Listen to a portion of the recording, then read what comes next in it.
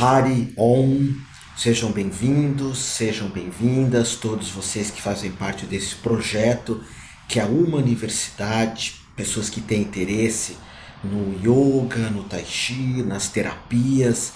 E hoje eu trouxe aqui a Juliana Krishna Priya, que é o nome hindu dela. Eu estou começando a conversar com vocês, porque eu estou ensinando aqui como que mexe, tanto com vocês do Instagram, quanto com vocês do Facebook, para nós transmitirmos hoje informações, principalmente no que se refere ao yoga.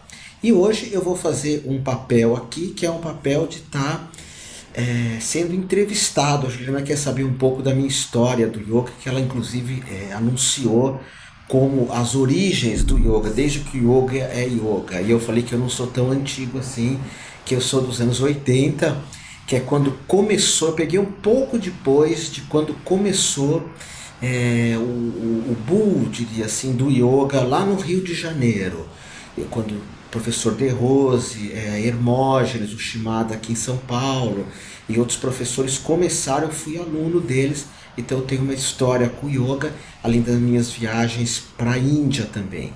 Então, se alguém quiser conversar sobre esses temas conosco, vocês serão muito bem-vindos. Então você conduz agora a entrevista, Jo. Eu decidi fazer essas perguntas para o Otávio porque ele é um grande influenciador de várias pessoas. No meu caso também, ele foi um grande influenciador do meu encontro com yoga, da minha busca de yoga. Então, e ele tem uma história muito legal, né, da meditação, das artes marciais, toda uma busca espiritual muito profunda, que às vezes as pessoas talvez não tenham tanto conhecimento disso, né? Conhecem ele como um grande professor, como professor de Reiki, como um psicoterapeuta, mas talvez não saibam tanto desse passado dele, que ele diz que não é tão antigo, mas é antigo sim, né?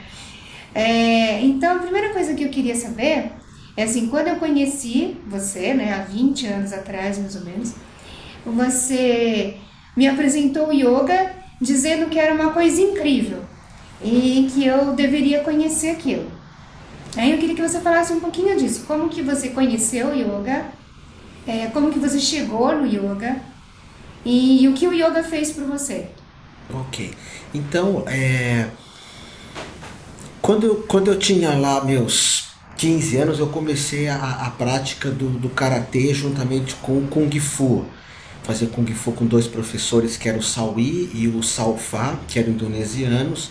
Logo que o Kung Fu veio, foi também divulgado no Brasil através de um filme chamado Kung Fu, que é um filme que tem muito conhecimento de taoísmo, tem muitas histórias, muitos contos. É um filme muito espiritual, luta mesmo tem muito pouca. Kung Fu com David Carradine. E eu fazia o Kung Fu e o Karatê. Kung Fu com o Marco Natali, que foi um dos pioneiros também, fiz com ele.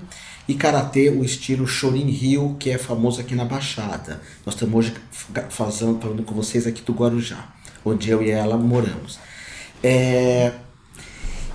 Mas eu tinha interesse também por algumas escolas de ocultismo, Eubiose, Colégio dos Magos, a Gnose do Quarto Caminho, ordens como a Rosa Cruz, que eu sou até hoje.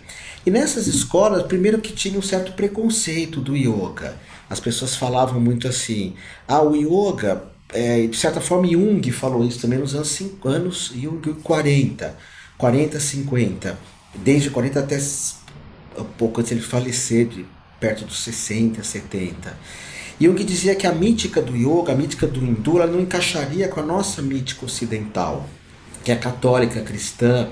E naquela época era difícil mesmo, nos anos 50, 60, você falar para alguém de yoga. Então algumas dessas escolas ocultistas, eles tinham um certo preconceito com o yoga.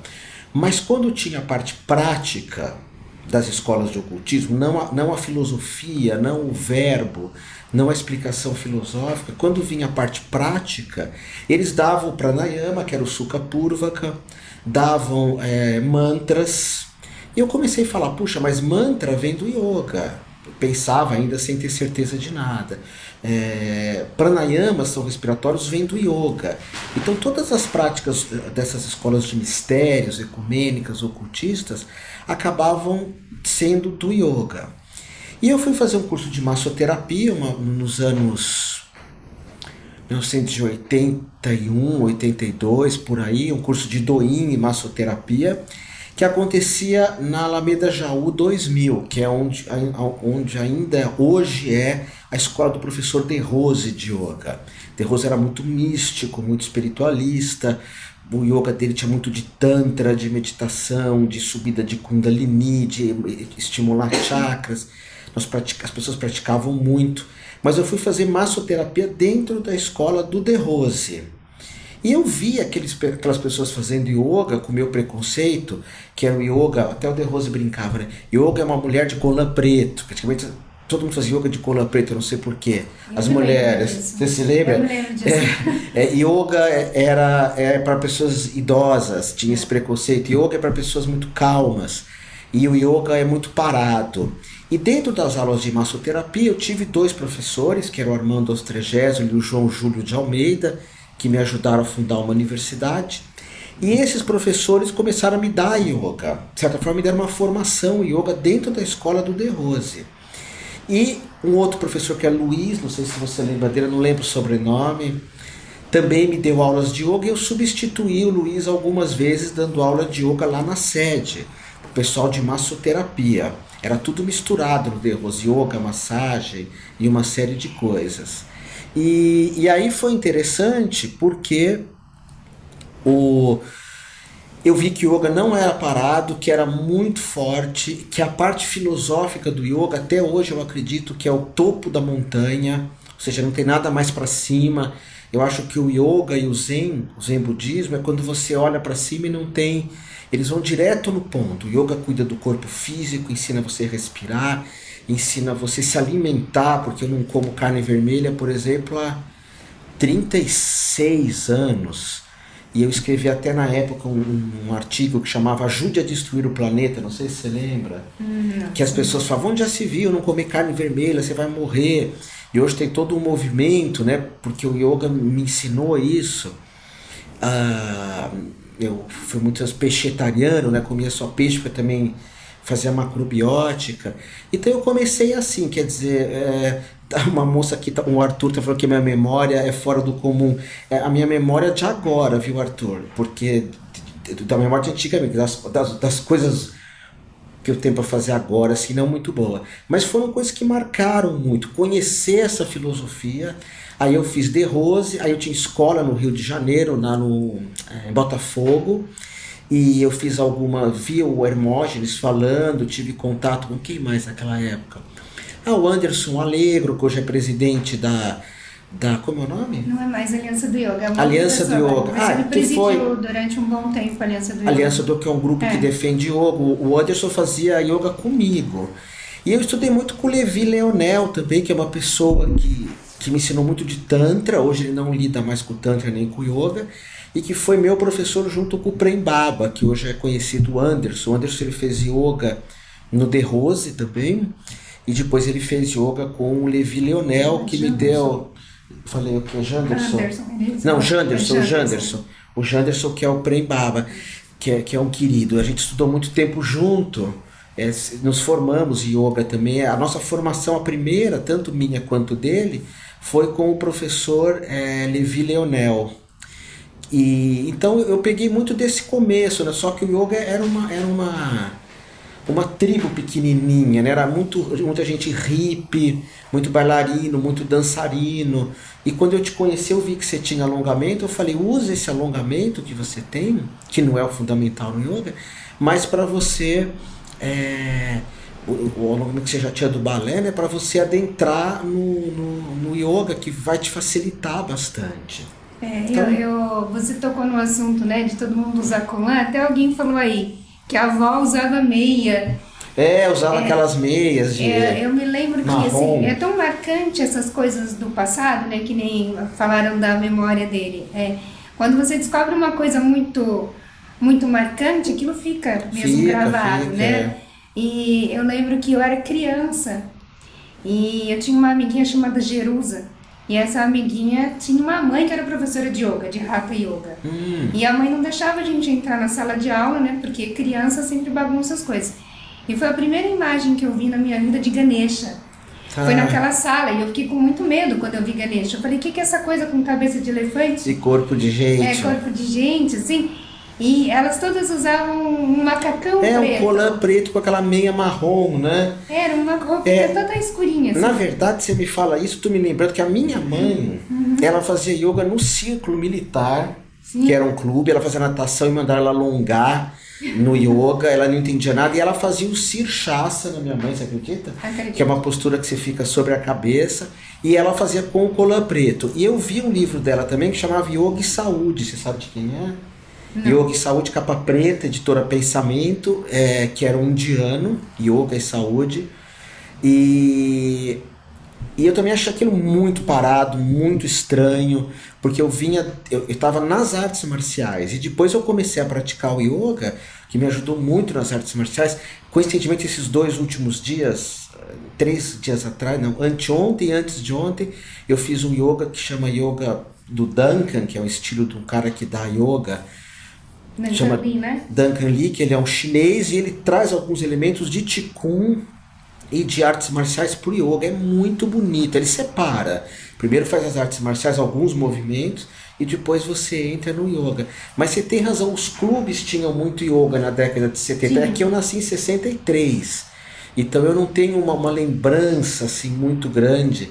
Eu comecei a entrar nessas escolas de mistério, essas coisas, em 1977, mas tinha os clubes que davam yoga e tinha esse tal do colã preto, e tinha um programa aqui em São Paulo, esse você nem vai lembrar, que era um programa que o Gaiarsa, o De Rose, o Flávio Gicovati, eram só os feras mesmo, que era um programa de uma mulher chamada Xênia.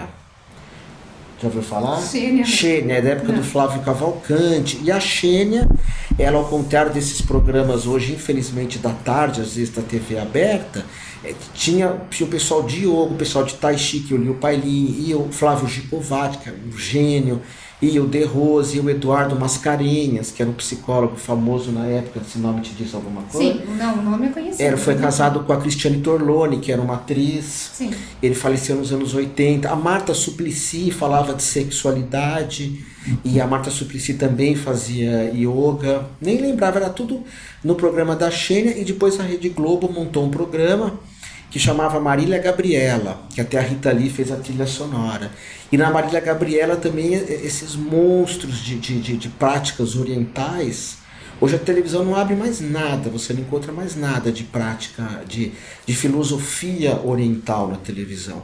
Mesmo os filósofos, que hoje tem muitos que falam na TV, eles são filósofos gregos, ocidentais. E a filosofia ocidental, ela não tem corpo. Então você pode reparar que os filósofos eles não têm uma movimentação corporal. Mesmo a filosofia da Índia, os filósofos da Índia, o corpo deles é meio paralisado. Não que isso seja uma crítica, não é isso. Mas a filosofia do Extremo Oriente, Karatê, Tai Chi, Yoga, é do Oriente Médio e Extremo Oriente. O Liang Kung que você falou, todas essas filosofias, elas são filosofias que colocam o corpo na história. O Ocidente é que esqueceu do corpo, e é o que fazem com o yoga muito hoje, né? Que essas pessoas pegam o yoga e tiram toda a filosofia e aí só põem corpo. Muitas pessoas fazem isso com o yoga, infelizmente, né? Sim. Na verdade, tira todo o yoga e fica só com o corpo. Você falou muito da arte marcial também, e eu queria entender, assim, na sua visão, se você acha que eles têm um paralelo, assim, que eles têm uma ligação. Tipo, se existe influência de uma coisa na outra, se combina, por exemplo, a arte marcial com yoga, se, por exemplo, o taoísmo tem alguma coisa a ver com o Vedanta, com o yoga, o que você vê? Não, mas aí você tem que fazer a pergunta de cada vez. Ah, tá. E ver se tem algumas perguntas aqui que a gente vai respondendo também, né? Não, por enquanto tá são só pessoas falando coisas bonitas, Essa moça Amanda, ela fala comigo toda hora, ela tá esperando um nenê. Mais uma noite com você. A Amanda, aliás, tem alguns livros, tem uma autora, Eliane Lobato, que ela foi Eliane Lobato. Foi a primeira pessoa a publicar pela Edioro, que é uma editora que não existe mais, um livro chamado Yoga para Gestantes. Lembra um livro de capa azul? Que era a mulher do Armando Austrégésilo. Yoga para gestantes. Você pode pesquisar um pouco. Tem que consultar o médico, tudo, né? Não está mais nos anos 80, que as pessoas faziam o que queriam. Agora você tem o acompanhamento médico. E então, vamos por parte, depois eu respondo as outras, né? Tá. A arte marcial, ela sai, né, de uma. Eu tive um programa, né, de artes marciais que eu tive a oportunidade de entrevistar 140 mestres de artes marciais. Muitos estão até no YouTube. Chamava Momento Zen. Lembra que, enfim, os mestres karatê, jiu-jitsu, até boxe tinha, que é uma arte marcial ocidental, Hapkido, pessoas de idade que já entrevistei 140 mestres. E eu era o âncora do programa. E a gente vai pesquisar e vai entender do Vrajra Mukti, né? Vrajra é real, que é e Mukti é punho. Como se fala punho em sânscrito? Eu acho que é Mukti, que seria o punho real, que é uma prática que Bodhidharma, que foi o sujeito que levou as artes marciais da Índia para a China, ele praticou isso, o Vrajra Mukti. Tem outros nomes que eu vejo também, que era uma arte marcial de guerra. Na Índia, a arte marcial da Índia é de guerra, porque arte marcial, né? A arte é Vênus, Marte é guerra. Então, na época do Bodhidharma, que levou a arte marcial da Índia para a China, criou o mosteiro Shaolin, não criou propriamente o mosteiro Shaolin, mas colocou a pedra que iniciou aquilo. Ele tinha uma arte de guerra mesmo, usava espada, usava bastão, usava punhal, né? Porque a arte marcial hoje é muito bonita, mas se a gente pega a arte marcial japonesa, principalmente a antiga, é muita coisa de destruição. Tinha uma coisa, você pega os vídeos antigos, é tudo para destruir, para agredir, era só Marte. E hoje tem essa beleza que é a arte marcial, porque a arte marcial, depois que inventaram a pólvora, ela se tornou um processo de autoconhecimento. Você não vai lutar com alguém, você está com uma faca, está com arma. Então, a arte marcial ela já vem da Índia. A grande maioria dos historiadores dão essa ideia. 99,9, quer os alongamentos, quer os trabalhos assim. Deixa eu só te explicar, aqui a gente não consegue ler mais. Eu então tá bom. Pra você. Tá. No Instagram, a gente tá no Instagram, quando vai passando. Não, depois eu vejo. Depois eu te falo. Então, por exemplo, hoje a gente fala assim, um dos maiores artistas marciais de combate, que não são as artes marciais que eu fiz, é o Gracie, o Rickson Gracie. Ele faz muito yoga. Você sabia disso, né? Ele pratica muito. Ele agora entrou bem para valer no Vinyasa. E um amigo meu, que é há muito tempo eu não vejo, que é o Godoy, que tem o Godoy mais novo e o Godoy mais velho. Meu amigo é o Godoy mais velho. Ele tem uma academia de jiu-jitsu em São Paulo, perto da Companhia Atlética, que usa muito yoga, Vinyasa também. Eu acredito que eles combinam muito. Agora, o Tai Chi já é um pouco mais diferente, porque o Tai Chi você coloca muita energia na barriga. E no Yoga você coloca muita energia aqui. Então, às vezes, o Tai Chi junto com o Yoga, você precisa ter uma certa experiência para conseguir os resultados nos dois. Não, faz bastante um, depois faz bastante outro, e depois vai criando a sua prática. E agora nas artes marciais o yoga está muito dentro, né? Me ajudou muito, assim, eu tinha um alongamento muito grande no começo de levantar a perna, porque eu dei aula de Kung Fu na Rua Madre de Deus 1009, que hoje é uma academia de Kung Fu garra de águia, e se exigia muito os chutes rodados, e o yoga me ajudava muito nisso. Acabou abrindo a minha cabeça para uma outra pergunta. Claro. Uma pergunta que até alguém fez, né? Sobre o Tai Chi e o Yoga. Eu fiz um pouquinho de Tai Chi, influenciado por você também, né? E eu achei o Tai Chi uma delícia, eu acho muito gostoso, extremamente relaxante. Que é igual o Qigong, que a Eliana aqui já pergunta, né? Tanto que eu saía sempre da aula de Tai Chi com muito sono. O yoga mexe mais com a vitalidade. O Tai Chi, você vê as pessoas que fazem Tai Chi, elas têm muita paz. Elas são muito tranquilas, o Tai Chi. Quem faz yoga, outro dia eu fui no Ibirapuera, eu falei pra ti, eu vi assim umas 100 pessoas fazendo yoga, Eu não sei bem se aquilo era yoga, mas era alguma coisa, tinha um nome de yoga, porque às vezes eu acho que se exagera um pouco, algumas pessoas... na exibição, né, na coisa do ego, né, o ego yoga, mas enfim, também já fui assim. Acho que com o tempo a gente aprende. E lembra no começo que eu falava, faz umas apresentações, mostra umas coisas difíceis, e, enfim. E o Tai Chi, aí eu vi aquele pessoal do yoga, o yoga é muito energético. E o Tai Chi deixa a pessoa realmente mais calma mesmo. Adriane, todo mundo que fez yoga já leu o Diário do Yoga, é do Yogananda. Diário do Yoga, é o livro do Yogananda, só que o nome ela mudou. É autobiografia de um yogi, mas deve ser autobiografia de um yogi, ela tá em dúvida. Autobiografia de um yogi, na verdade, que é do Yogananda, né? Tem até um filme agora na Netflix com esse mesmo nome, Autobiografia de um Yogi. É muito antigo esse livro, é bem interessante. Que ele fala do Babaji, né? Que é um mestre, mestre mítico que vive numa montanha. Eu tive a oportunidade, não sei se eu te falei, tenho até foto disso, agora onde eu não sei, vai olhando aí. Tô olhando. Sim, a Ju já fez muita coreografia de yoga baseada no The Rose, eu obrigava ela a fazer. Sim, contorcionismo. Obrigava, contorcionismo. É bom que era flexível, né? Então... aqueles asanas fortes, né? E quando eu fui para Calcutá encontrar a Madre Teresa, que eu vi de longe, né? Não que ela foi me encontrar, a gente foi com um grupo para ver a Madre Teresa. Em Calcutá, foram várias cidades da Índia e uma era Calcutá, que era uma cidade da lepra na época, uma cidade muito pobre. Você esteve em Calcutá já? Não. Eu disse que agora era impressionante porque as pessoas vinham te tocar, elas tinham lepra, tinha gente que não lidava bem com isso. E eu tive a oportunidade de sentar onde o Yogananda se iluminou.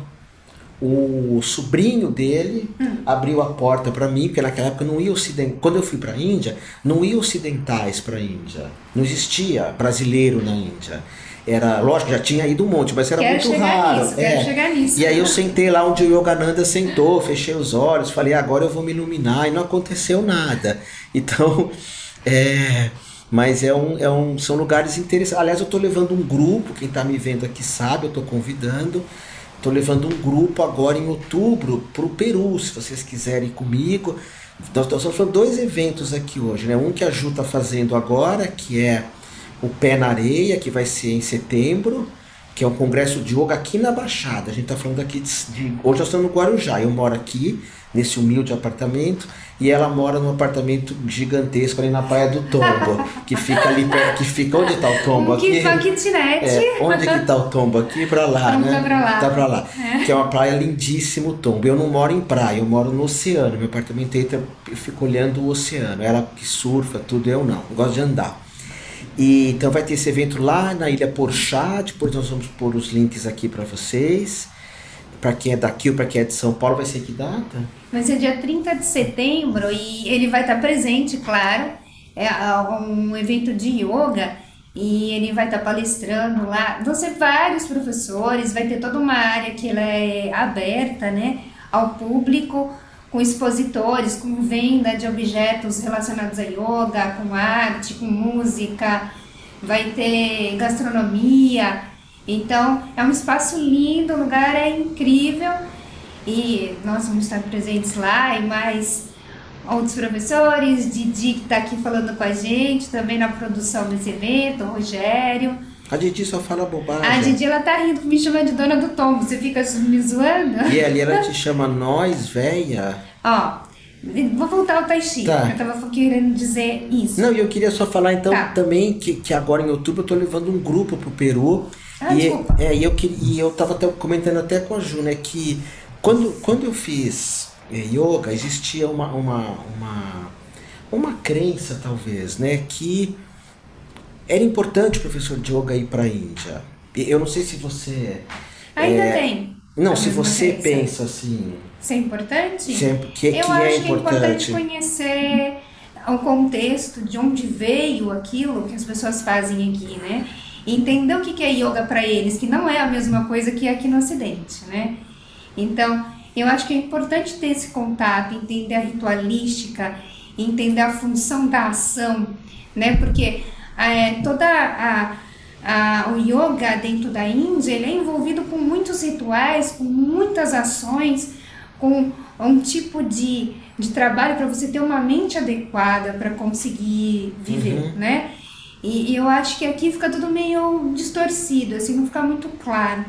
Então eu acho que é interessante ir para esse contexto, que é entender o que é o yoga na Índia, entender o que é essa forma de se viver, né? Porque aí complementa um monte de gente pedindo mais informações do evento. Eu vou dar agora porque o pessoal do Instagram, depois eu volto, a gente não está aqui para fazer propaganda, eu sempre falo, a ideia é ensinar vocês, né? Mas eu vou falar aqui... Quer que eu fale? Fala você. O Yoga Pé na Areia, os ingressos estão sendo vendidos pela plataforma Simpla. Então, você pode entrar no Instagram mesmo, Yoga Pé na Areia, e lá você vai ter as informações. No Simpla, você consegue ver toda a programação. Quem são os professores, são 10 horas de prática, são 10 horas assim, constante de informação, tá? Até no Facebook mesmo você pode entrar, Yoga Pé na Areia também, e lá você vai conseguir ver esse link de vendas de ingressos, vai ter acesso aos preços e tudo mais. E aqui tem uma Indra Kupfer, ela é parente da... Indira Kupfer. Eu sempre tenho fome quando termino a prática de Hatha Yoga. Mas será que ela é parente do Pedro Kupfer? Não sei. Olha, fome é uma coisa que acompanha, né, gente? Nossa, mesmo quem faz meditação. Mas então voltando, né? Quando eu fiz o curso lá no The Rose, veio aquela ideia que era uma viagem que eu tinha que ir para a Índia de qualquer jeito, que seria uma viagem que a gente chama, eu acho que você chama de Swadharma ou Swaradharma, que é um caminho verdadeiro. Swadharma é o seu caminho, né? Seria não o caminho do ego, né? Não o caminho do... Quer dizer, porque o ego...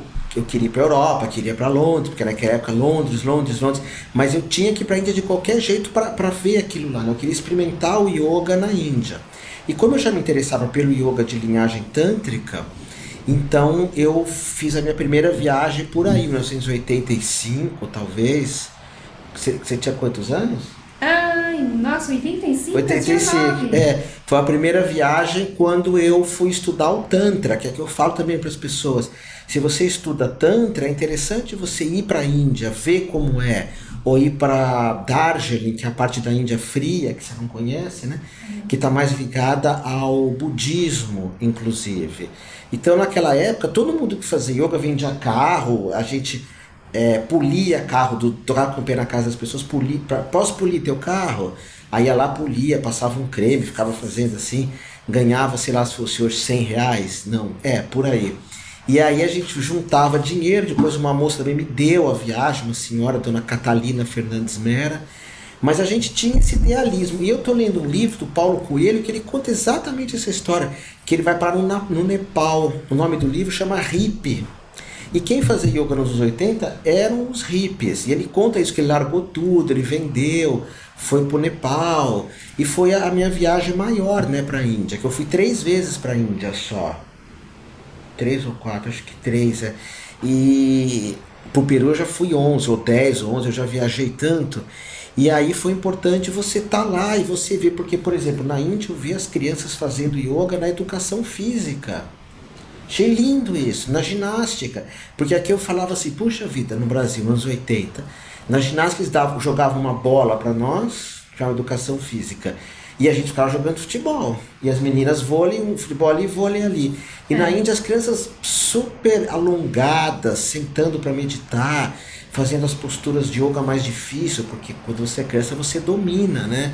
Que aliás é o que a Valéria aqui pergunta. Você pode responder para ela? A Valéria está perguntando que ela tem umas dificuldades, né? Porque teve um micro AVC, se alguma prática poderia ajudar.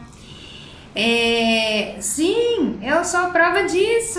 Se você olhar, você vai perceber que metade do meu rosto não funciona adequadamente, metade do meu corpo não funciona como deveria. E continuo fazendo minha prática. Você pode ter certeza que você vai colher tanto do Tai Chi quanto do Yoga benefícios incríveis para a sua saúde. Então, se você tem interesse em começar qualquer que seja a prática, Lian Kun, Tai Chi, Qigong, É a mesma coisa, Liangu Qigong, não? Não, tem que fazer os dois juntos, porque eu não sei. No caso dela seria o Tai Chi ou o Qigong, né? O Liangu é uma ginástica, tem alguns movimentos que às vezes você não vai ter que consultar um médico, alguma coisa assim, né? O Liangu. O yoga tem muitos benefícios, tem pranayama, tem várias coisas que você pode fazer. E se você tiver qualquer limitação física, dentro da prática a gente respeita essa limitação, né? A gente respeita essa dificuldade. Esse é o corpo que você tem agora e a gente trabalha com aquilo que você tem agora, que é perfeito exatamente do jeito que tá, né? A limitação é comparado a alguma coisa e é comparado a alguém que é uma visão de saúde, mas para você isso aí é o perfeito, é o que você tem agora, né? Tava falando aquela hora do Tai Chi, porque quando eu fazia Tai Chi, eu me lembro que tinha uma coisa muito legal, que era uma união de céu, terra e homem. E terra e homem. Sempre começa assim. Sim. E o yoga tem essa visão de que Hatha Yoga é a união de duas polaridades, né? Sol e lua, que é a mesma coisa, é uma coisa meio de visão, de união que traz para você. Então, como você disse, né? A coisa do Tai Chi ou da arte marcial leva muito para o centro. Sim. Mas eu acredito que o Hatha Yoga também tem essa função de trazer muito para o centro. E esse centro, talvez, não sei, tá? Só uma suposição. Esse centro talvez não seja esse equilíbrio do homem, esse equilíbrio mental, esse equilíbrio espiritual, esse equilíbrio físico. Então, o que acontece assim, do yoga eu não entendo tanto assim, porque quando eu comecei a estudar, hoje eu invejo esses cursos de yoga que existem, né? O teu, que você dá essa aula de yoga numa universidade, e ninguém sabia nada. Você lembra como eu falava os nomes tudo errado? Os meus professores inventavam nome, inventavam postura, então eu não tive oportunidade de estudar tanto a filosofia do yoga. Agora, vendo assim as pessoas que fazem yoga, quer dizer, uma visão meio empírica de notar, eu acredito que o pessoal que faz yoga não é muito equilibrado nesse sentido, igual ao taoísmo. Que tudo assim, entra no ambiente, fecha energia no taoísmo. Faz amor, terminou de fazer amor, tem que recuperar a energia. O taoísmo, que é o que eu pratico hoje, muito, ele tem uma visão um pouco mais de preservação. Então a pessoa é muito quieta, é muito introspectiva. O yoga eu tenho... Quando eu olho o yoga de fora e o Tai Chi de fora, e isso é uma opinião só, não é uma verdade, é uma opinião. Eu vejo o yoga mais completo. A questão de alongamento, as posturas, né? O Tai Chi, o yoga, o Hatha Yoga, por exemplo, ele tem a postura física para você meditar, não é isso? O objetivo é se preparar para a meditação. No Tai Chi não, ali está a meditação. Então você vai observando os movimentos, ali já existe a meditação. Então o Hatha Yoga tem uma série de posturas físicas que deixam o corpo energizado, forte, né? E o Tai Chi não, ele é a meditação em si. Então não é tanto para trabalhar o corpo, ele não tem essa preparação do yoga e deixa a respiração livre também, né? O Tai Chi. O yoga tem 80 exercícios respiratórios ou mais também, não é? Teve uma pessoa que perguntou se cada postura tem um significado, né? E dentro do yoga, sim, cada postura tem um nome, cada postura é como se fosse uma identificação com alguma coisa. Então, por exemplo, existe a postura que é a postura da árvore, a postura da palmeira, a postura da curva de rio. É toda uma identificação com coisas da natureza, às vezes com animais, às vezes com yogis famosos, às vezes com coisas que são culturais. Então, sim, cada postura tem um significado, cada postura trabalha um aspecto psicofísico, não trabalha só o corpo, né? Trabalha também a mente, trabalha a questão energética, da vitalidade. E aí, queria que você falasse um pouquinho mais dessa sua ida para a Índia. Quando você foi para a Índia, você estava indo buscar o yoga ou o tantra, ou o yogi tantra? Não, tava... E como foi isso? Que na verdade, antigamente para ir para a Índia, você tinha que pedir visto, ainda tem não? Pedir visto, sim, tem. E tinha que pedir visto em Brasília e não sei o que lá. E aí nesse meio tempo, de eu ir, vai, não vai, eu trabalhava e juntar o dinheiro, o dólar era muito alto também, o Osho morreu. Foi quando o Osho morreu. Porque a minha intenção era encontrar o Osho. Principalmente, tá. A minha ideia era encontrar o Osho.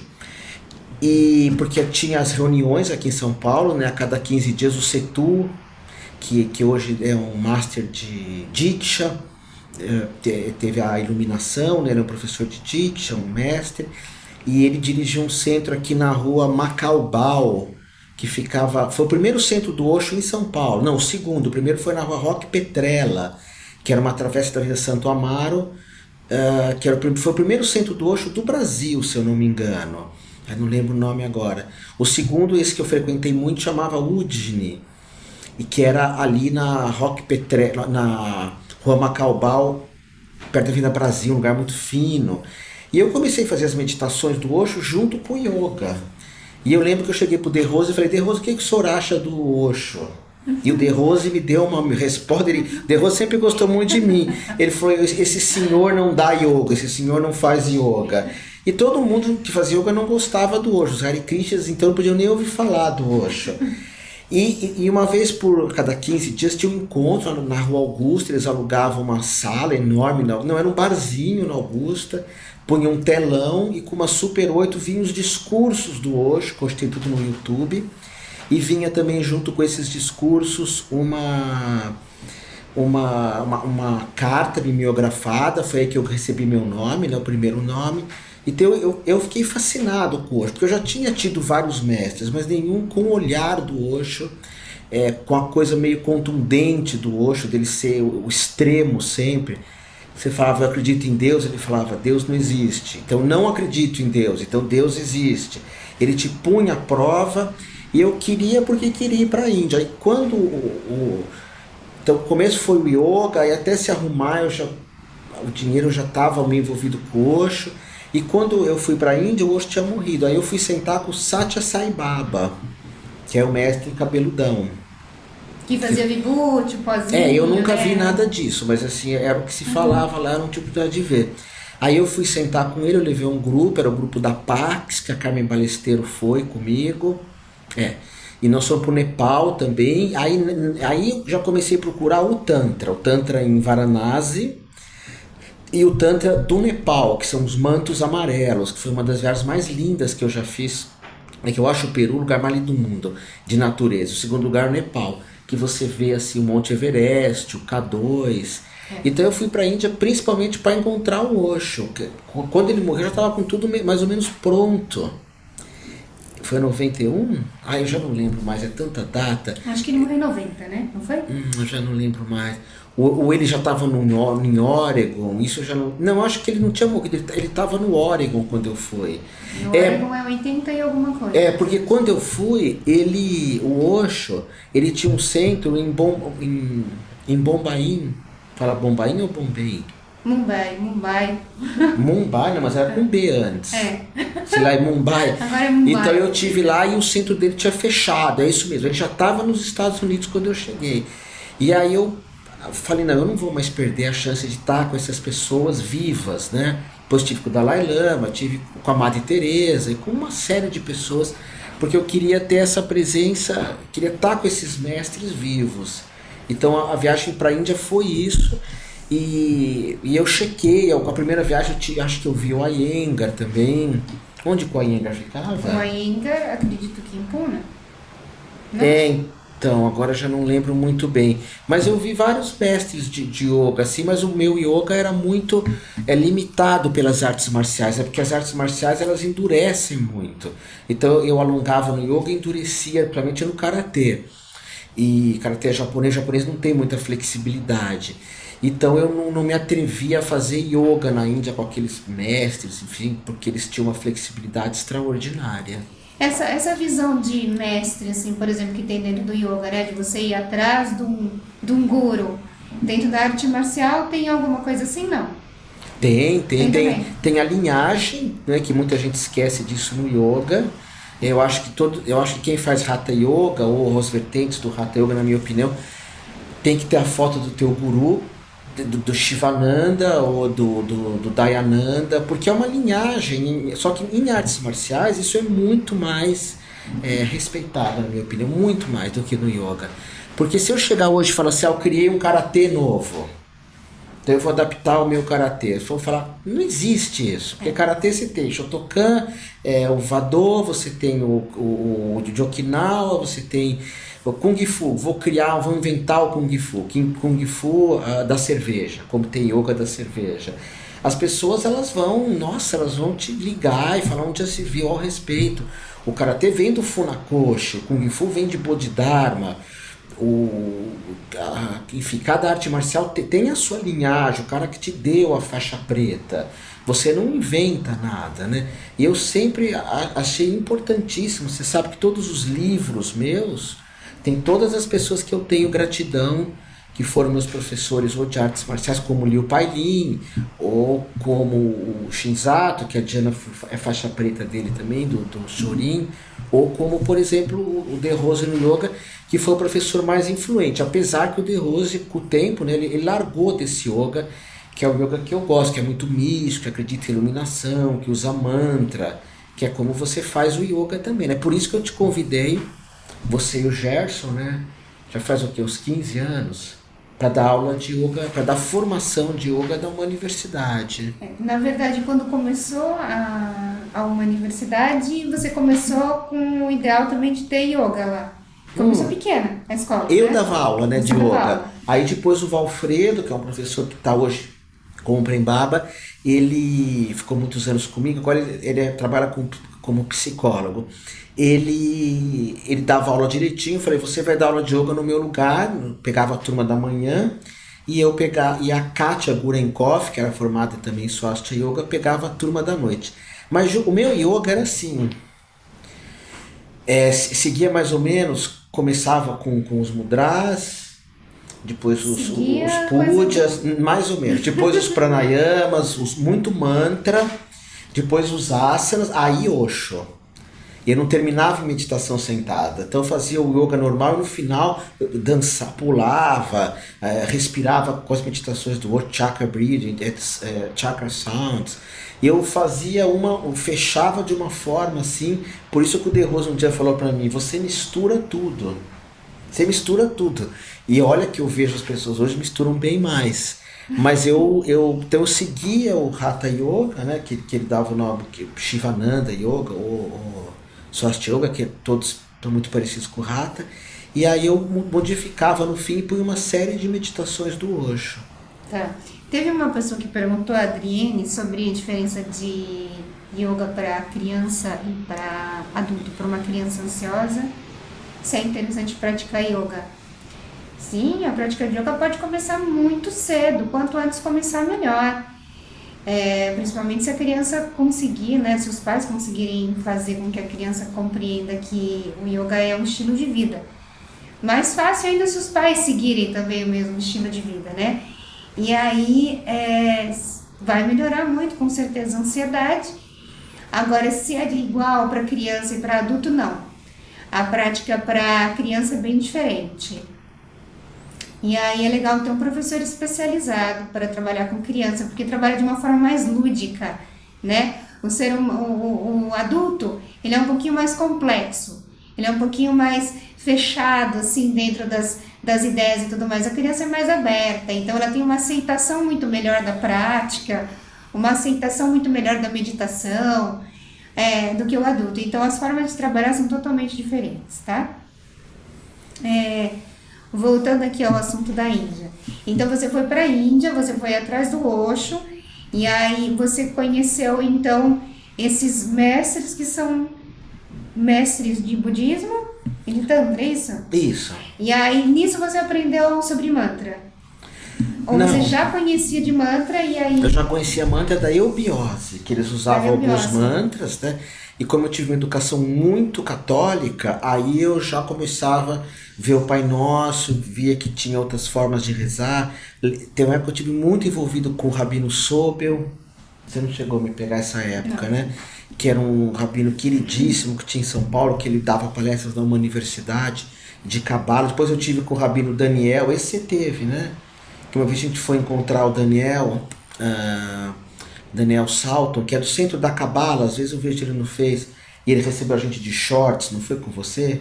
Que a gente viu, que eu falei, Rabino, o senhor tá de shorts, que é o Centro de Cabala Philip Berg, que usa os 72 nomes de Deus. Quando eu voltei da Índia a primeira vez, na realidade eu trouxe alguns livros de mandala, que eu comprei lá em Puttaparthi, que é o lugar onde ficava o Satya Sai Baba. Livros de mandala, alguns livros que falavam dos Vedas, e eu apresentei isso para a revista Destino, da editora Globo, que era uma revista famosa em São Paulo. Eu fui lá com cara de pau, falei, olha, eu trabalho com isso. E a Silvia Lacatos, que também vejo ela de vez em quando aqui, que é uma querida, uma incentivadora, Silvia Lacatos, ela escreve para revistas de proteção de animal. Ela, meio que a gente criou uma amizade e eu virei um consultor da revista Destino. Então ele sempre falava, faz uma matéria de mantra. Então eu fazia de mantra das divindades, Durga, Kali, Parvati.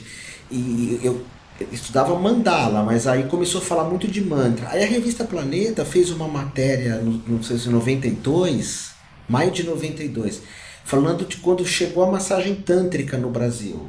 Tinha uma mulher com cristal na mão, chamava Tantra Massagem da Iniciação. Foi uma entrevista comigo que eu trouxe lá de Varanasi, a massagem tântrica. Eu fui 2 vezes, depois fui com a Diana na terceira, que a gente foi para Kajuharo. E aí a gente trouxe essa massagem, que não é erótica, nada disso. E aí, nessa massagem também tinha um box com pronto-socorro de mantra, vários mantras, que eu me baseei numa outra figura queridíssima do yoga, que é o Cláudio Duarte. Porque o Cláudio Duarte, ele escreveu 8 revistas Planeta sobre yoga. Planeta, para quem não sabe, era uma revista extraordinária, era um centro de referência de espiritualidade. E da Planeta ele escreveu Raja Yoga, Tantra Yoga, Mantra Yoga, Kundalini Yoga, lembra? Dessas revistas que estão lá em casa? Cada uma, Raja Yoga, Hatha Yoga, Pranayama Yoga. Eram revistas especiais, eu tenho essas revistas até hoje. E eu comecei a estudar mantra com essa revista do Cláudio Duarte, que apesar de nunca ter feito yoga com ele, o Cláudio Duarte, ele foi muito mais próximo de mim enquanto amigo, colega, do que o próprio De Rose, que eu tive mais com ele. E aí nós fomos lá para o congresso, em 1995, algo assim, o primeiro congresso da Ilha da Magia, não antes, 1993, 92, que foi o Paulo Coelho, a Mônica Bonfiglio, foi eu, foi o Léo Reisler, foi o pessoal que incorporava San Germano, era um monte dessas pessoas. A gente ficou uma semana em Floripa. E eu aproveitei que tinha rabinos, tinha tarólogos como Walterson de Souza, que é famoso, também um tarólogo extraordinário. E eu comecei a qual é o mantra que você usa? Qual é o mantra que você usa? Sempre perguntar qual é o mantra, qual é o mantra, qual é o mantra. E aí eu escrevi 2 livros de mantra. Essa é a minha história com os sons, né? E tem uma pessoa aqui, o Diogo, eu acho que não, mas se você quiser responder para ele. O Diogo tá praticar, não. Praticar yoga à distância sem se lesionar. A prática de yoga precisa de um professor ali de olho em você, tá, Diego? É muito complicado, assim, aprender. Eu sei que hoje em dia tem de tudo, né? Dá para você fazer uma prática com vídeos do YouTube e tudo mais. Até a gente usa esse recurso dentro do curso de formação também. Os alunos também recebem material didático com vídeo, aula em vídeo, mas eles têm um professor ali à disposição na sala de aula para ajudar na correção, para ajudar em tudo que eles precisam, tá? Então, eu acredito que não. Ter uma prática de Hatha Yoga à distância eu acho bem complicado, tá? Existem algumas posturas que são bem básicas, né? Essas não tem problema. Sentar e alguns alongamentos mesmo. Isso dá para fazer. Agora, quando fala é possível aprender e praticar, é diferente, né? Aprender dá a impressão, às vezes, não, eu vou ser um instrutor de yoga, porque eu tenho muitos cursos online. Até falei para um rapaz hoje. Uma universidade tem vários cursos online, mas tem coisas que eu não acho que dê para aprender à distância. Shiatsu não, Ama não, Tuiná não, Yoga eu não consigo não consigo visualizar alguém aprender à distância. Eu tenho professores, até assim, meus professores eu aprendo à distância. Eu aprendo com a Glória Arieira, que é do Rio de Janeiro. São aulas de estudo de Bhagavad Gita, de filosofia, estudo né? de mantra com a minha professora Sônia Novaes, que mora na Índia. Ela mora em Auroville. Então, assim, eu mantenho contato com esses professores. Eu aprendo online com eles, mas em nenhum momento a gente faz prática de Hatha Yoga. A gente está aprendendo yoga, mas é um outro yoga, não esse daí que a gente costuma ver, que são de posturas. Então, se você está pensando em posturas, a minha visão é de que não dá para aprender à distância, não dá para aprender online, tá? Até queria perguntar isso para você, né? Você viu toda esse movimento, né, do yoga no começo, que eu lembro até que quando eu comecei a praticar também, não existia uma exigência tão grande de tanto conhecimento, né, quanto tem hoje em dia, assim, né? Você tem que saber de tudo, você tem que conhecer de todos os textos, você tem que saber de onde veio. O yoga era uma coisa parecia mais leve, né, mais largado, assim. Tudo era, né? Era tudo mais solto. Mas tinha idealismo, é o que eu sempre falo, que hoje eu falo para os terapeutas, tinha um idealismo, se você ia fazer um curso de yoga, você não ia desistir. Porque você sabe que se aquilo é a tua paixão, paixão não se desiste. Então, por exemplo, como eu falei, antes de ontem eu fiz lá o yoga do Duncan, porque eu fui fazer uma viagem de Jeep e minha coluna, então aí eu uso yoga para muita coisa, eu estou sempre lendo sobre yoga, sobre esses textos, né? E em momento algum você vai... Eu puxei isso dos anos 80, eu acho que os anos 80... para quem é jovem, você tinha uma vontade de mudar o mundo, que as pessoas que insistiram nisso, e eu me vejo um pouco nisso, não largaram essas utopias, esses sonhos. Por exemplo, eu não tenho interesse em salvar todos os animais do mundo, mas eu sempre tive uma ideia de salvar bicho. Então, se hoje eu salvo 1 ou 2 ou 3, para mim tá bom. Cada um faz um pouquinho, porque era o idealismo de não desistir. Então eu lembro que mesmo nas aulas do De Rose, lá com o Edmilson, que dá aula agora para você, também teve ele que me deu muita aula. Edmilson era impressionante, né? Edmilson Cruz em yoga, ele era extraordinário nos asanas. Ainda é, né? Ele deve ter o quê? Uns 60 ele trabalha anos? Com Iyengar, ele trabalha com a linha do Iyengar, assim, então ele tá bem mais rígido nas práticas, ele não tá... Talvez vocês tenham conhecido. Rígido ele sempre foi, mas eu digo assim, ele é muito flexível, né?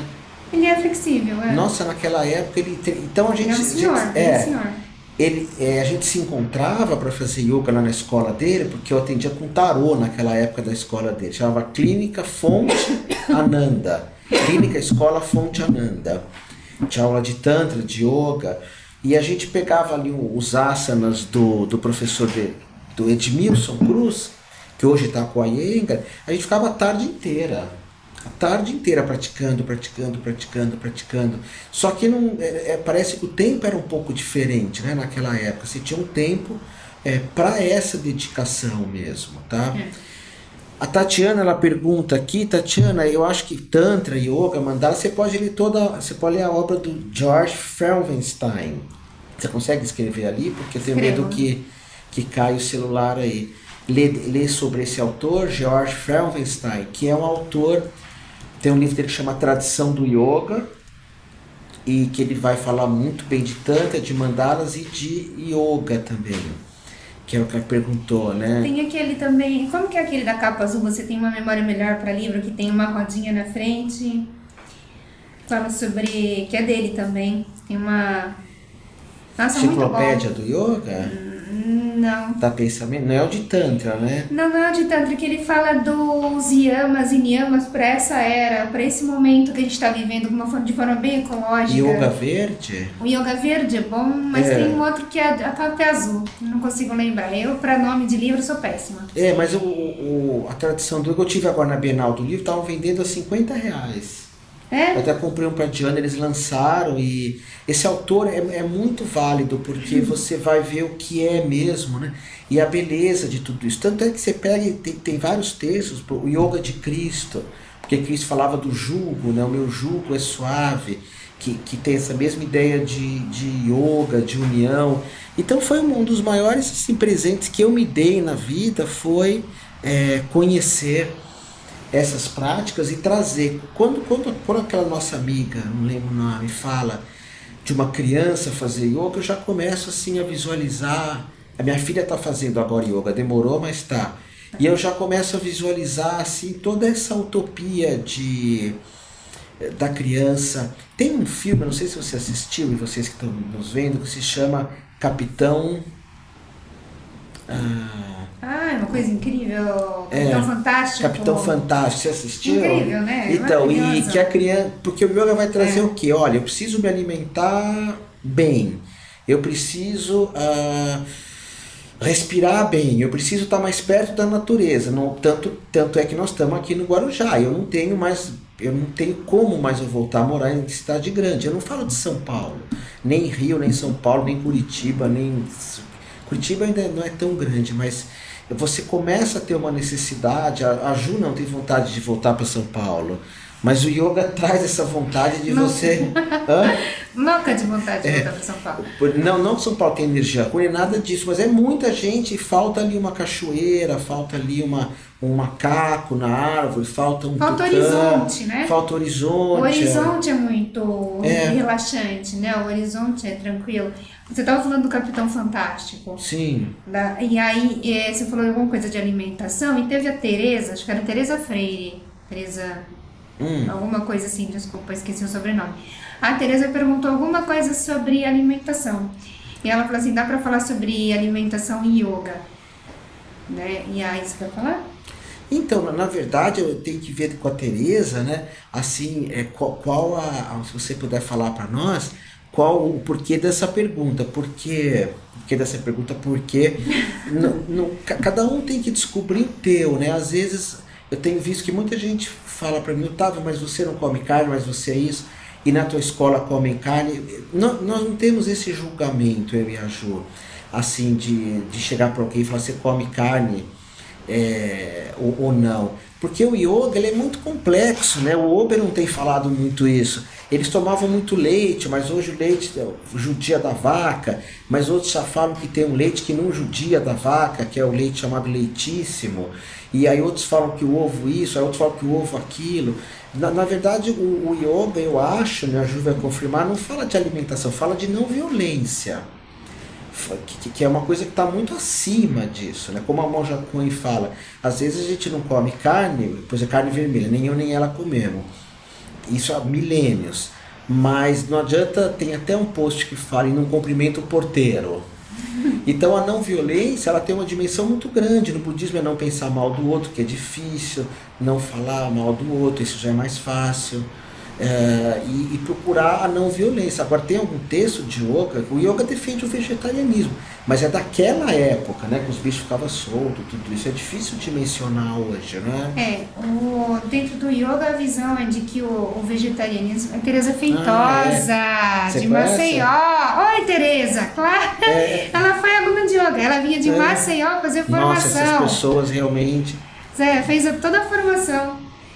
Ela é da turma da Jane, você lembra da Jane? Porque era da Tan. Olha, pergunta por quê. Bom, eu vou falar sobre a visão dentro da tradição do yoga, né? Dentro dos Vedas tem uma coisa que diz o seguinte, que todo alimento vem da terra. A terra, ela é considerada a mãe que nutre. Então... por isso essa visão do vegetarianismo. Tudo vem da terra. A terra, ela é doadora, ela oferece, né? Um animal, ele é um ser vivo. Então, é claro que a visão do vegetarianismo com a não violência tem essa lógica. Se você tira uma maçã da árvore, você não está matando a árvore, né? Eu brinco que eu tenho uma plantação no meu jardim, que é uma plantação de almeirão. E esse almeirão, ele é eterno. Eu falo, gente, esse almeirão não morre. Eu vou lá e você tira as folhinhas, que meu coelho ama almeirão. Faz muito tempo que eu plantei. Eu tiro as folhas, assim, eu quebro as folhas, eu dou pra ele.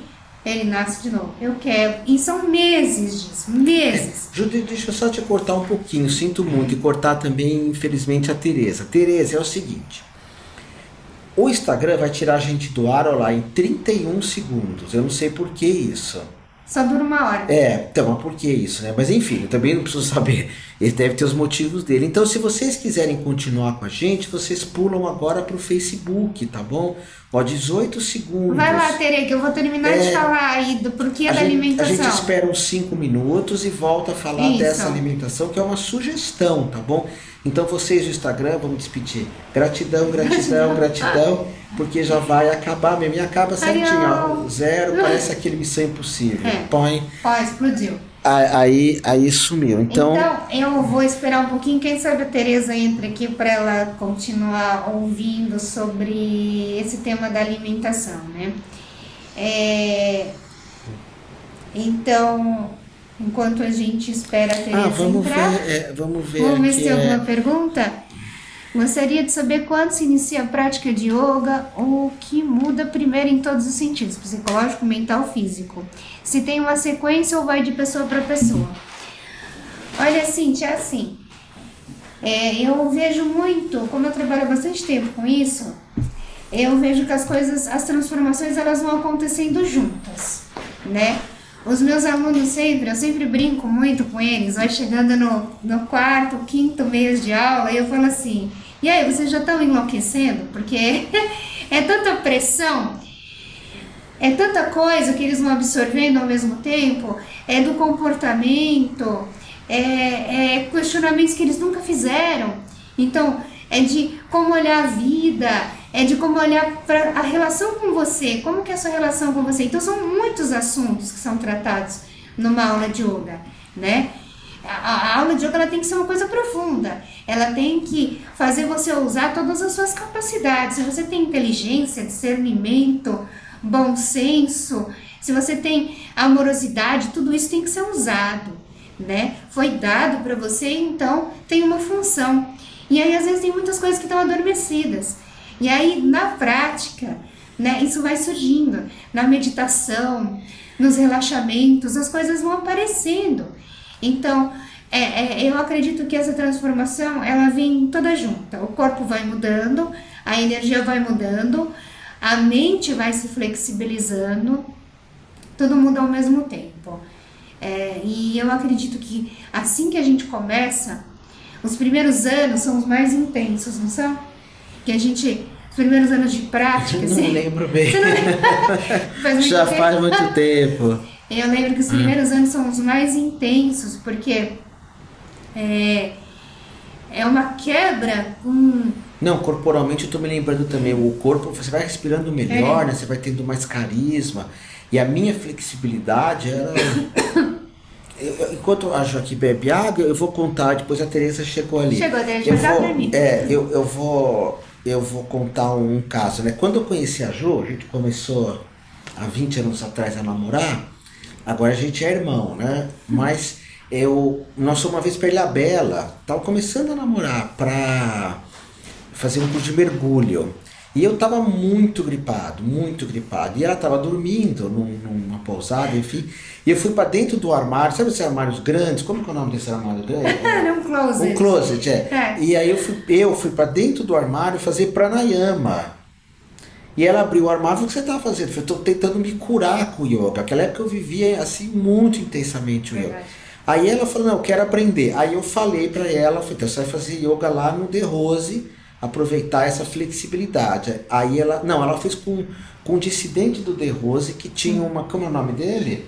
Que tinha uma foto do Reinaldo, que tinha uma foto do Ramana Maharshi, que é um grande mestre de yoga. Aí ela fez o curso lá. Aí depois, não, agora eu quero aprender mais. Vai falar com o Cláudio Duarte. Aí foi. E depois teve um curso que a Juliana fez. Estudar com o Gerson. Teve um curso que a Ju fez, que é um curso que, independente de quem faz a formação com ela ou não, é extraordinário. Só que agora não tem mais no Brasil, parece ter no Havaí. Que é um curso de 2 meses, você faz o primeiro mês e depois um segundo mês, que é o curso, uma formação do Shivananda, de instrutores de yoga do Shivananda. É um mês inteiro, você dorme lá, ela ligava chorando, porque a comida era isso. A comida era o de menos, né? Porque os colegas ficavam surtados, não podia telefonar, não podia isso, não podia aquilo, tinha que estudar sânscrito muito bem. E aí depois você passa um ano, você vai fazer um de Acharya, ganha o certificado de mestre de yoga. Então ela vê essas mudanças muito rápidas, né? Porque realmente ela foi muito para valer nisso. E depois foi para a Índia já vou o quê? 5, 6 vezes para a Índia? 7? Não, peraí, 4. 4 vezes? 4. É. Mas teve uma que você ficou bastante tempo, né? Teve. Então aí tem pessoas que entram nisso. Assim, no meu caso, eu não entrei tanto de cabeça porque era o Tantra, era o budismo. Eu estava apaixonado assim por ser um terapeuta. Então, para mim, ser um terapeuta era ser um professor de yoga. Minha especialidade era massoterapia. Mas por isso que nas formações da uma universidade, todas elas, você é obrigado a ter uma noção de yoga, porque foi assim que eu aprendi. Mesmo que você não queira fazer yoga, você tem uma noção de yoga além das formações. E a Sueli, eu vou responder uma coisa para ela, antes da Ju voltar para a Tereza, que é o seguinte, a Suzy, essa é uma resposta minha, tá?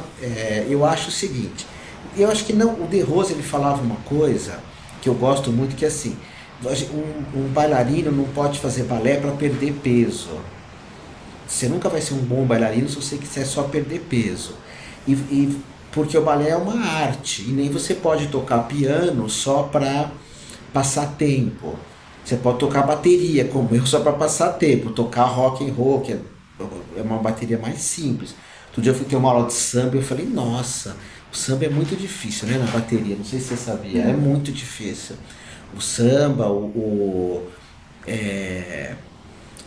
esqueci o nome da outra música. O rock é uma batida mais simples, né? Ainda mais em AC/DC, que é que eu toco, essas bandas mais simples.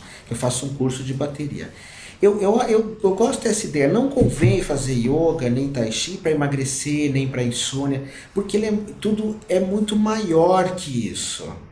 Existe uma parte do yoga que é o relaxamento, que depois... Porque as pessoas pegam várias partes do yoga, o Mindfulness, por exemplo, ele é uma parte do yoga. Isso não é uma crítica, longe disso. É a meditação do yoga, que se chama Dhyana, Pratyahara, é o Mindfulness, é a atenção plena. Que o yoga joga a meditação para um nível maior, que chama Dhyana. A atenção plena é o Pratyahara, você se concentrar numa coisa só. O Monja Coen fala muito isso. O Zen budismo você vai mais além ainda, você aceita o que aparece, que é a mesma ideia do yoga. Então, para insônia, pode ser que sim, pode ser que não, mas os benefícios são muito maiores, eu diria assim. Se você faz yoga e tem insônia, você fica lendo. De Rose falava isso, fica pintando. Satya Preta também falava, né? Escreve um livro, porque é muita coisa pensar só para isso. E acho que a pessoa que vai fazer o yoga, talvez ter um companheiro, para dormir, ele não vai gostar. Ou vai se apaixonar por ver que é outra coisa, né? Mas só para dormir, não, acho que ele não vai gostar, não. Só para insônia, acredito que não. Na verdade... A Tereza fez Shivananda também, que bonito, deixa eu ver quem ela é. Não consigo enxergar. Tá com a foto da neném. Na verdade, se você procurar o yoga assim, para essas coisas, né? Opa, pode continuar. Para essas coisas assim, né? Tipo, eu quero diminuir a ansiedade, quero melhorar a qualidade do sono. Você vai ter isso. Mas acho que o que o Otávio quer dizer é que você só vai ter isso se você compreender a dimensão, né, a imensidão que é esse mundo do yoga. E talvez, não sei se é esse o objetivo, né? O objetivo é muito maior. Então, eu vou voltar aqui ao assunto da Tereza, né, que ela estava falando isso, que eu estava falando sobre alimentação. E aí, Tereza, como eu estava dizendo, sobre o almeirão, né, que o almeirão ele continua nascendo e tudo mais. Então, nessa visão, é natural que você veja que existe uma relação de não violência com a natureza, com a terra, quando você faz isso. Agora, se a gente for levar em consideração a não violência, o que a gente tem feito com a terra é pura agressão, porque é agrotóxico, é um monte de coisa que a gente acaba jogando na terra, né, de certa forma, para ser vegetariano, mas mesmo assim, ainda o vegetarianismo é uma alimentação menos violenta do que você tentar matar um ser que foge, né? Ou seja, se ele foge de você, Ele tem noção da violência, ele quer para ele a mesma coisa que você quer. Ele não quer ser agredido, né? Você já deve ter visto, por exemplo, se às vezes você ameaça, faz assim pro seu cachorrinho, para de fazer isso, o cachorrinho já... Ou seja, ele tem noção de que aquela forma que você está falando é violenta, que aquele jeito que você está se expressando é agressivo. Agora, a forma que a gente cuida, né, dos animais hoje para abate, né, é muito complicado. Tudo isso tem que ser muito refletido, tem que ser pensado. Não é, a gente não faz um piquete para que todo mundo vire vegetariano na escola, a gente aceita tudo, porque a gente consegue compreender que tem o peso da cultura, né? Tem toda a questão emocional, mas que a gente chama para reflexão. Isso com certeza a gente chama sempre para reflexão, para que cada um pare para pensar um pouquinho, né, no que é melhor, não só para si, né, mas para o mundo todo, para todas as relações. Então, a gente gostaria, né, aquela pergunta com a professora Diogo, eu já tive esse problema. Quando eu era mais radical, na época do radicalismo, que era os anos 80 também, tudo era muito radical, Renato Russo, Cazuza, Direta Já, eu tem uma época que eu cismei, assim, você só faz yoga se você for vegetariano, cismava. E depois eu fui vendo, como a Ju falou, cada um tem seu momento, né? Eu acho que o professor de yoga tem que falar dessa, aos pouquinhos, eu como carne, então come um pouco menos, por quê? Porque a gente sabe que faz mal. A filosofia oriental, por exemplo, a filosofia oriental sempre foi, tudo que a gente está fazendo hoje, Tereza, e a Mônica também, eu quero falar dela depois, yoga. Essa semana, no sábado, teve na USP, uma feira de medicina alternativa, você soube? Não. Com yoga, ayurvédica, acupuntura, auriculoacupuntura, uma feira na USP. Aí eu olhei e falei, a USP, ela sempre condenou tudo isso. A ciência sempre condenou tudo que a gente faz. Então, por exemplo, a nutrição, que os nutricionistas são extraordinários, mas no passado, não pode fazer jejum, tem que comer de 3 em 3 horas. Eu olhava para isso e falava, isso é muito estranho. Porque todos os meus mestres que viveram 100 anos de Tai Chi, de Yoga, falam de jejum. Não, mas a ciência é contra jejum. E a ciência ganhou uma roupagem assim de igreja na Idade Média. A ciência disse, Richard Dawkins disse. Aí eu olhava e falava assim, ciência ou toda a cultura chinesa que fala de jejum? Cultura chinesa, então vamos fazer jejum. Se bem que eu não sou um bom jejueiro, não falo assim. O máximo que eu fiz foi de 4 dias. Depois vem o yoga sempre foi muito combatido. Agora, porque a ciência fez as pazes com isso, todo mundo faz yoga. Terapias alternativas, onde já se viu. A Ju tinha um médico que ela ia nele, era tão engraçado, era um médico homeopata. E ela falava com o médico, falava, contava a vida inteira dela. Aí ele punha num papel para ela assim, Porto Seguro, era isso que ele corria? Vá para Porto Seguro, era receituário, vá para Porto Seguro, e me dava. Vai viajar, vai tirar férias. Hoje você vai no médico, os caras falam, outro dia eu tava com essa dor nas costas, eu fui lá para fazer uma radiografia, o cara falou, o que o senhor faz? Eu falo, Tai Chi. Não vou tirar radiografia nenhuma, você continua fazendo isso que tá bom. E não tirou mesmo. Falei, mas eu tô com uma dor aqui, acho que eu dei um mau jeito no Jeep lá no Márcio, que é os buracos. Não, faz Tai Chi que sara. Então tudo que a gente está fazendo hoje, que era alternativo, que era de hippie, tudo isso é muito válido, só que não dá para negar que nós éramos muito radicais. Eu não sei se você sabe, Teresa, antigamente tinha uma briga do yoga aqui no Brasil, ainda tem, Todo né? Todo mundo sabe, né, das brigas. Não, acho que não, mas era uma briga, o meu yoga é melhor que o teu, e todo mundo era radical, e tinha que ser vegetariano, era uma tribo muito fechada, né? Então nós preferimos que ninguém coma carne, ou coma menos. Mas a ciência diz... Pois é, mas assim, diz até quando? Hoje ela está começando a falar que não... Até eu vi o Leandro Carnal, que falou muito mal dos veganos outro dia, ele falou que vai parar de comer carne, entendeu? Porque eticamente a pecuária faz muito mal para o planeta. Uhum. E talvez ele diminua ou pare, a gente não sabe. Eu falei ontem com a Juízo, né? Nesses 30 anos, há 40 anos eu não como carne vermelha. Nossa, faz tempo, comecei com 15, 16. Eu já fui vegano, vegetariano e peixetariano. Vegano, peixetariano e peixetariano come só peixe. E a gente vai, eu acho que isso que a gente tem que passar para os alunos, tá? Um pouco. Se alguma coisa que nós fazemos agride, diminuir essa agressão. E a Mônica, ela fala como viver zen. Quando eu passei aqui o negocinho por cima do teu nome, Mônica, eu vi que você mora em Belém do Pará. Que é mais zen que isso? Não é? Que você, Belém do Pará tem praia? Belém do Pará. O que você faz, amor? Mas tem praia, não tem trânsito, tem ar puro ou não? Tem alimentação boa, não tem? E também a ideia de zen é muito engraçada, né? As pessoas têm uma ideia do que é ser zen, né? E até hoje eu falei isso pra minha irmã. Aí, como a gente mora perto do mar, mora na praia, eu falei assim, às vezes as pessoas falam assim pra mim, né? Um dia eu pedi uma ajuda pra uma professora que trabalha comigo, eu falei pra ela, pode dar aula no meu lugar, porque eu tô muito cansada. Eu tô realmente muito cansada e eu não tô funcionando bem para dar aula, né? Eu reconheço quando eu não tô rendendo. E aí ela falou assim pra mim, nossa, de um jeitinho tão bonitinho, foi meigo, não foi maldoso. Deve ser muito difícil mesmo para você, porque você passa a semana inteira na praia, a semana inteira tranquila, e aí você chega no final de semana e você dá 8 horas de aula. É muito estressante. E aí eu falei, eu tranquila? Não! Para produzir um evento, que é esse Yoga Pé na Areia, são 24 horas de computador. É o dia inteiro falando no telefone. Ou seja, você responde aluno, você responde... É o tempo todo trabalhando, você responde a escola, os funcionários da escola têm dúvida. Quanto tempo você descansa? Não, muito pouco. Não descansa.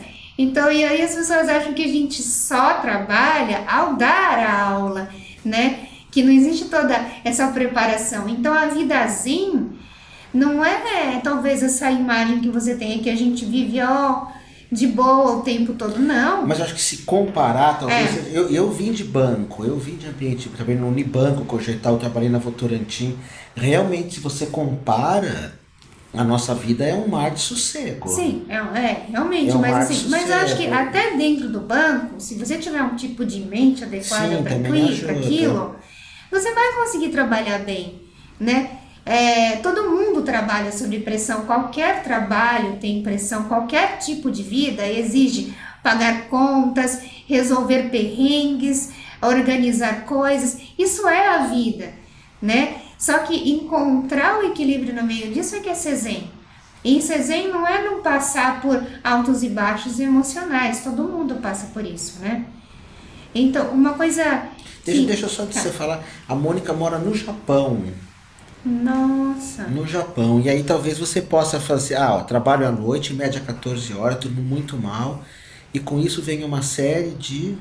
Adendos à saúde. Realmente, a Didi, que é uma colega nossa aqui, ela é japonesa, ela também trabalha no Japão, e ela disse que o Japão é terrível.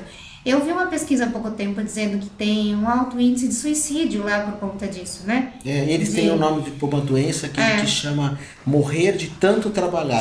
Tem um nome. No Brasil tem gente que também morre assim, mas eu acho que aí você podia fazer o seguinte, Mônica, a gente olha sempre, tem cara de mocinha, né? Você pode ter a tua prática, a tua rotina. Tem um mestre chamado Surya Das, que ele fala de nós darmos várias paradas no dia, paradas de 3 minutos, para você alongar, fazer uma respiração e falar, Mônica, eu sou Mônica, eu estou aqui, eu, Otávio, estou aqui.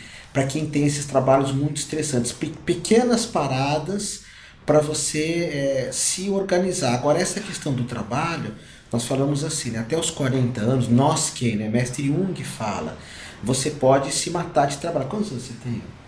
42, já posso parar de trabalhar. Depois dos 40, você já tem que entrar numa fase que você já tem que ter, de certa forma, conquistado, não digo a questão financeira, conquistado ou a percepção do teu limite, que foi o que eu e a Ju falamos outro dia, tanto eu quanto ela, coincidentemente, percebemos que nós damos 8 horas de aula sábado, e ela 4 e eu 8 também domingo. Chega uma hora que a mente não organiza tanto. Meu corpo tá legal, mas a mente agora, o que eu falo, onde que eu tô, por onde que eu vou. Então, até os 40 anos, isso acontece muito pouco, mas depois a tendência é crescer. E a gente começa a tirar uma série, começa a sentir a necessidade de ter mais vida interior. Jung fala que depois dos 40 anos, se nós não temos vida interior, o final da vida vai ser muito trágico. E para nós que somos dessa área, a vida interior é bem complicada, porque nós já vivemos isso o tempo inteiro. Então eu comecei a perceber que para mim hoje vida interior também é tocar bateria, é fazer o meu aikido. Depois de caduco, como minha filha fala, eu conheci a Disney. Foi a primeira vez com você, né, Amanda? Que eu tinha o maior preconceito da Disney. Falava, não, a Disney, eu sou dos anos 80, né? A Disney é de burguesa, a americana é capitalista. Você vai pra Disney aprender o quê? Então eu sempre fiz viagens culturais. Até que ela me levou pra Índia, pra Disney, foi por causa das nossas sobrinhas, né? Para os Estados Unidos? Para os Estados Unidos, então, para Disney. Falei, então eu vou junto, meio a contragosto. E fiquei fascinado por aquilo. Porque, quer dizer, tá ali na montanha russa, tá ali. Ele me dá um desligamento que às vezes a meditação que já faz parte da minha vida. Por exemplo, agora, Mônica, quando eu acabar aqui, eu vou fazer Tai Chi, que eu faço toda noite. Eu posso dizer, toda noite eu faço, antes de dormir um pouco. Às vezes até vendo televisão. Mas isso já é uma coisa. É espiritualidade para muitos, porque sai da rotina. Para mim é o meu cotidiano. Então, por vezes, nós temos que buscar. O yoga tem muito isso, porque o yoga o Tai Chi ele é mais ou menos engessado. O yoga tem tantas possibilidades. Hoje eu vou meditar, hoje eu vou respirar, hoje eu vou dançar, hoje eu vou. E a partir disso você entra em contato com isso. Eu não sei se você tem mais de 40 anos, parece que não. Mas assim, você tem que começar a resolver isso se o teu lugar é aí no Japão mesmo, que é um lugar bem diferente do que eu falei. Por que eu falei que ela morava lá? Acho que eu vi ali. Você falou Belém do Pará, não sei. Talvez tenha visto de outra pessoa, né? Passado por cima. Não, mas é difícil. Como é que eu vou ver essa daqui? Essa então, Fátima. Fátima, a vida não é resolver problemas. A vida tem problemas, né? Mas assim, aí que entra essa questão da meditação, a questão da... Quando eu falo meditar, a gente não quer apontar para a direção só do yoga. Você pode fazer oração contemplativa, rezar o Pai Nosso. Eu acho que todas as mulheres, eu falei isso ontem, eu fiz como eu sabia que ia fazer essa entrevista, eu fiz uma live da escola hoje. O que mexe com as mulheres dançar, né? Porque você parou de dançar, né? Não sei porquê. A dança para a mulher, ela é extraordinária, porque como o yoga é uma meditação, é espiritual, às vezes também tem que, como a Ju faz, ela vai surfar, pega umas ondas enormes. Às vezes para você mulher, Fátima, bate o pé no chão, para mim bate o pé no chão, faz uma dança tribal, uma dança africana, para puxar tudo isso, né? Para dar uma reciclada na energia. Senão a gente fica com uma coisa que é o que você falou, a vida é resolver problema, que chama Kama Rupa, sabe o que é isso? É um termo indiano, Kama, prazer, rupa, forma? Não. Mas Kama Rupa é considerado forma de prazer, mas é considerado no ocultismo indiano como um padrão de baixo astral. Antes nós falávamos assim, alto astral e baixo astral. Asura. Tipo Asura, que são um padrão como miasmas, né? energias. E essa moça, agora eu estou na fase que eu acho que todo mundo é jovem também, mas essa moça aqui, Fátima, também tem cara de ser bem novinha. Então você não pode entrar nessa história, Fátima. A Fátima é a Fátima que mora no Chile, que foi pro Chile, fez formação de yoga também, Fátima Movato. Que eu só chamava de Cláudia. É você que tá aí? Então, ela quando nós temos 30, não pode cair nessa energia. Essa energia a gente cai quando fica velho. E mesmo assim tá errado, que os velhinhos ficam só reclamando, se queixando, ficam o dia inteiro na televisão, porque você entrou nessa energia do baixo astral, que é os asuras, que o Gasparetti chamava de amebas, que é um pensamento. Problemas tem, mas tem muita coisa para celebrar também, tá bom? Ju, a gente tem mais 7 minutos, mais ou menos. Uma coisa que você falou sobre Jung, né, que a gente estava falando sobre a moça Mônica, né, que mora no Japão, é que dentro do yoga a gente também tem essa visão, né, separado por fases. Você estava falando da idade e tudo mais. Né, yoga? Não, um pouquinho mais. É de 25 em 25 vai mudando, né? Então existe uma coisa que é essa busca pela segurança, que é provavelmente o que faz você trabalhar 14 horas. Você está atrás de segurança, estabilidade, né? E aí tem que existir uma reflexão, depois de um tempo, de aonde você vai com essa segurança, porque de verdade a gente não tem segurança em nada, em absolutamente nada. Então, quanto dinheiro você precisa, né? E a gente percebe que as pessoas que têm dinheiro, elas também ainda estão em busca de segurança, em alguma coisa. E às vezes você casa, e às vezes você busca morar em algum lugar, você busca ter 2 empregos, tudo por conta dessa segurança. E aí, isso é muito complicado. É bom quando você tem 25 anos, 30. Você pode trabalhar um monte, mas né? depois você tem que... A vida, ela muda de direção. E aí, o que acontece dentro dessa visão, né, é que a partir dos 50, mais ou menos, é que você já tem que estar com a sua vida meio que estabelecida. E se não tiver, fazer as pazes com isso. E se não tiver, tá tudo bem. Você vai ter que aprender a viver com aquilo que você tem, porque é uma fase para você meio que olhar para tudo que você construiu, né? Se você teve filhos, que nem no caso dele, já tem filho criado, já ajudou na faculdade, agora ele simplesmente fala, vai, tchau, se vira, entendeu? Agora eu vou tocar minha bateria, agora eu vou fazer coisas que são para mim e me dedicar ao quê? A essa fase final da vida, né? Que aí dentro dessa tradição de yoga é onde a pessoa vai buscar uma espiritualidade, onde ela vai ter tempo para se dedicar à meditação, e às vezes até toma um voto de sannyasi, e às vezes abandona tudo e vai viver num ashram, mesmo, renuncia a família, renuncia tudo, e vai viver de espiritualidade. É o fim da vida, é aquela aceitação da morte, né? É a perda da segurança, é a perda do prazer, você vai perder tudo isso. A vida vai te fazer perder tudo isso, né? E olha que bonito que a Rosana, essa é a tua aluna, né? A Rosana Faria, não sei. Fez curso de instrutora de yoga e agora toca piano. Isso é maravilhoso, fazer as pazes com o piano, né? Agora, não sei se a aluna... mas fez curso de instrutor de yoga, o mito do bobo. A Fátima é a Fátima mesmo que está no Chile, Santiago. Está no Chile? Então a gente já pode viajar para o Chile e ficar na casa da Fátima, que eu adoro. E pode conhecer o Japão também. Também, a casa da Mônica. Você já foi para o Chile? Não, comigo? Já. Quantas vezes? Santiago, umas 3 vezes mais ou menos. Eu fui umas 5, 6 ou 7 vezes, eu adoro o Chile. Deixa eu contar uma coisa para vocês, para a gente quase encerrar. Tem uma história que eu conto do Campbell, que acho que chegou muito o pessoal assim da meia idade, né?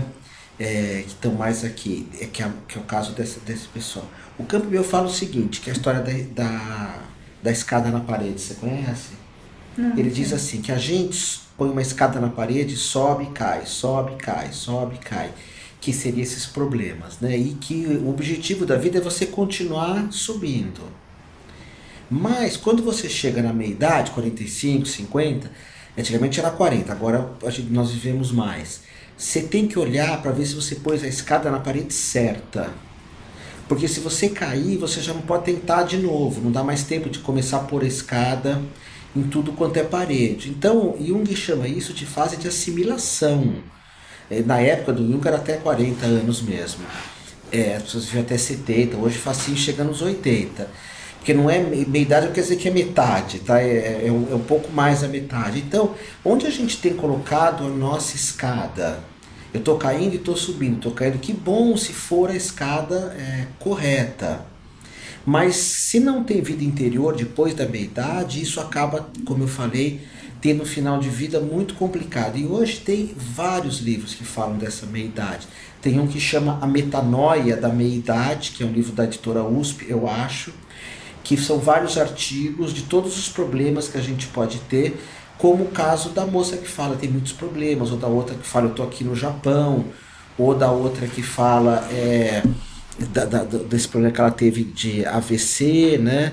Então, a Mônica quer que a gente vá palestrar no Japão, nossa. Mônica! Por isso que tem internet.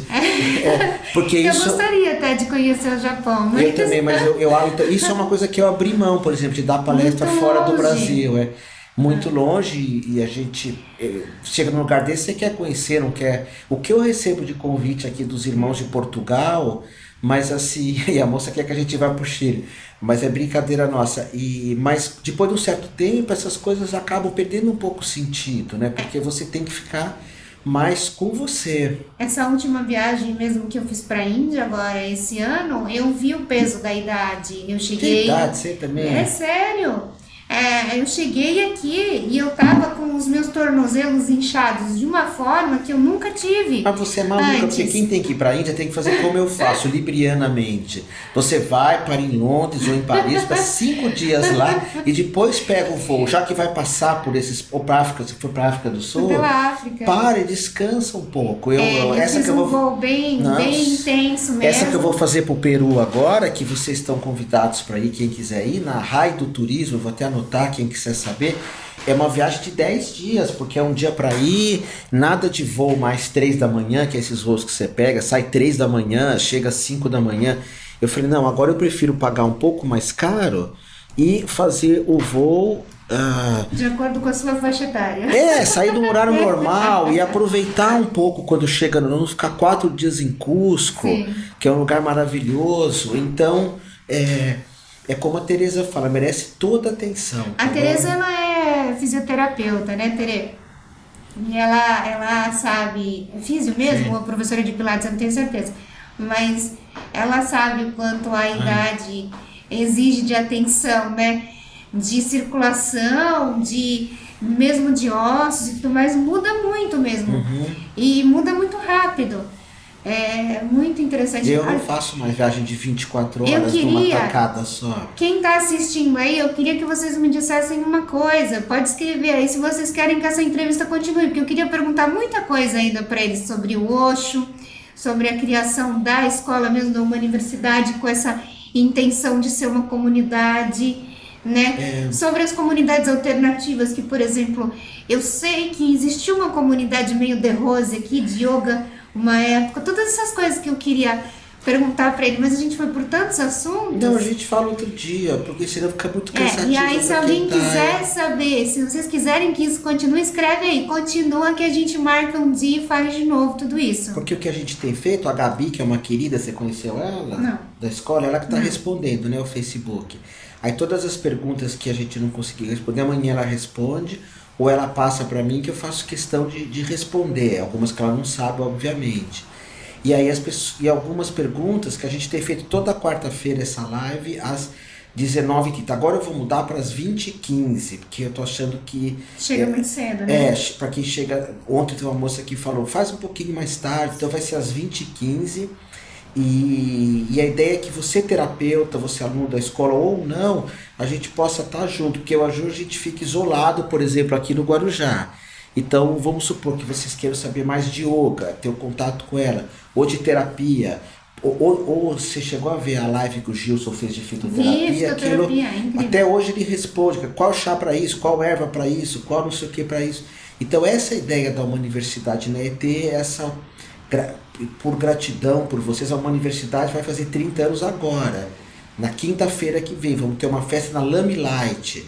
Se você quiser ir, você está convidado, você, gratuito, tem 2 camarotes para nós, gratuito, boa música, espaço para dançar, amigos, não é um lugar apertado, nada disso, músicas anos 70, música 80, boa, 70, 80.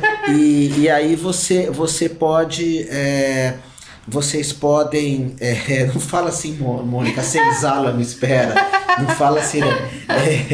E aí a gente vai fazer esse um pouquinho mais tarde, mas todas estão gravadas, tá? Vocês quiserem ter o nosso canal do YouTube, que tem muitas coisas lá gravadas, tá bom? Então, gratidão a todos, gratidão a todas. Hariom, obrigada. Hariom, até uma próxima. Gratidão de coração.